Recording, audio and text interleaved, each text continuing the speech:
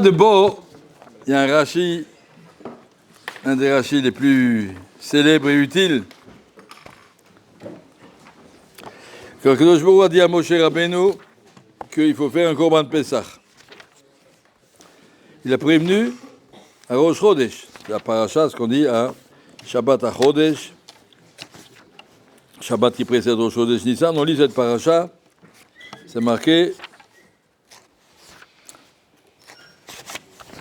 Vayomer Hashem Moshe l'Aaron ben Mitzrayim lemor, HaChodesh hazeh lachem Rosh Chodashim. Aujourd'hui c'est Rosh Chodesh, Rishonu lachem, Rosh Chodesh du premier mois de Nissan.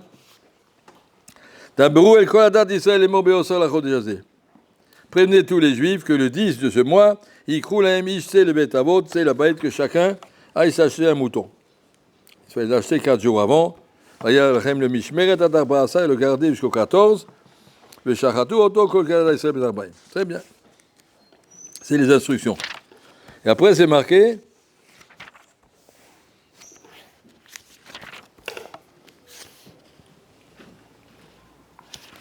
Moshe Rabbeinu explique ça au Bnei Israël.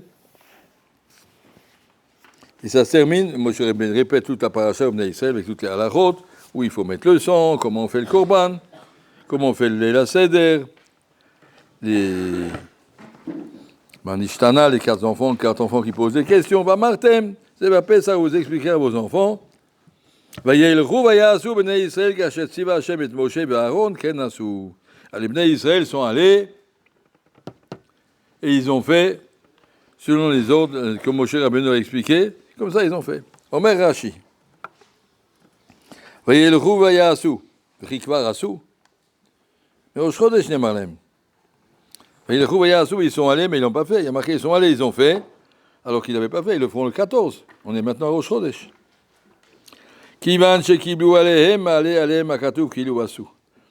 Dans le ciel, c'est marqué le srout de la mitzvah dès qu'il a décidé de le faire. C'est marqué dans le Chumash, c'est comme ça que c'est marqué dans le ciel. Le Bnei Israël, à Rosh Chodesh Nissan, quand ils ont dit à Moshe leur a dit, et ils ont réagi, tout le monde s'est prosterné, merci beaucoup Hachem pour cette mitzvah, on va la faire. Elle est inscrite comme s'ils l'ont faite. Je relis. Quelqu'un qui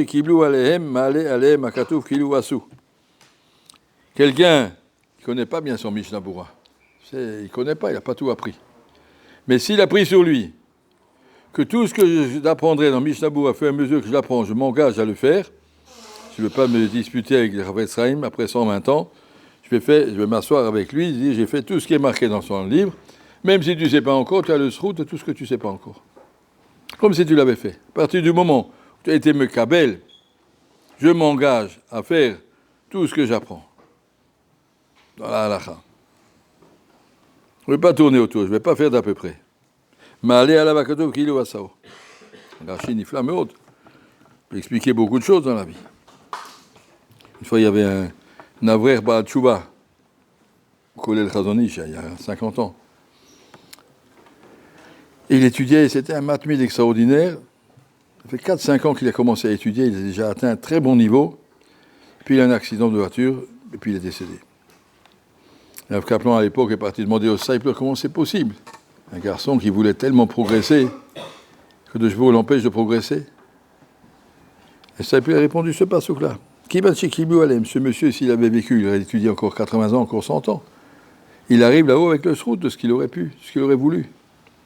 Une bonne décision, ça c'est ce qu'il te demande. M'aller à la vakatou kilou asou. J'aime lui rien pris.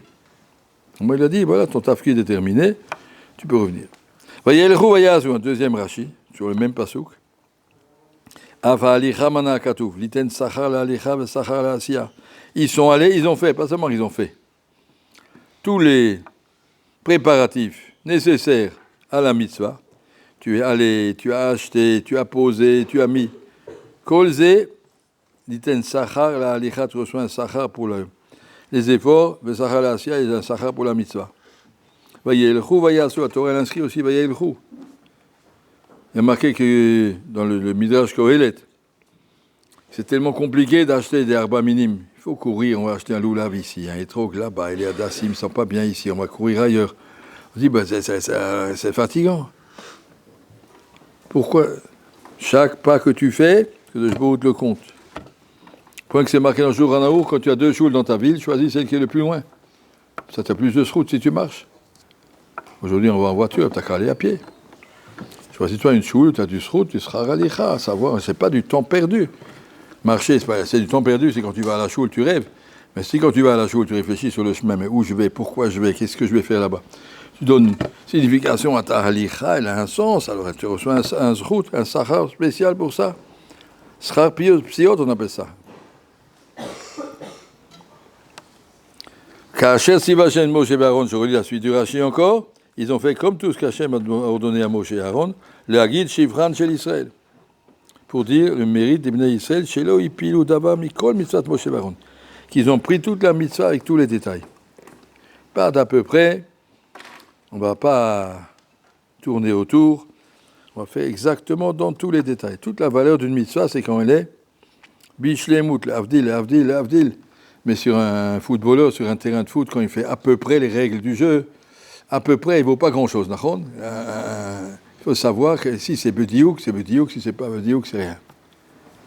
Chazoni, je disais, les filines qui sont presque mises à leur place, eh ben c'est comme si tu les as mis dans l'armoire. Tu n'as rien fait, qu'est-ce que tu veux. Les filines qui sont presque cachées, il manque rien qu'un petit youd, voilà, que ça change. Eh ben tu n'as pas mis de filines. Et donc comme ça, toutes les mitzvot, elles n'ont la valeur que de ce que tu veux faire de façon précise. Il n'y a pas d'à peu près dans les mitzvot. Pas d'à peu près. Un barouk qui se lève à peu près à 7h, c'est 7h15, et après ça devient 7h30. C'est pas ça. Une fila, c'est quelque chose qui commence par les brachot, les korbanot, les psouké de Zimra, en entier, tu chantes avec tous les malachim, ils sont en train de chanter. Tu fais quelque chose. Et sinon, ça y est, on a tourné les pages. C'est ce qu'il faut savoir, ce passouk là. Il trouve sous le route ce que tu veux faire. Pas une décision de polichinelle, une décision claire. Tu vas le faire, mais allez, makatou, kilou, assou, tu as déjà dans la poche le srout de ce que tu as voulu faire. Et les sfarim de Chassidim disent que c'est le srout de ce que tu veux faire qui te permet de le réaliser. Puisque tu voulais, ça c'est toi qui décides, alors que de jour après il t'aide à le faire.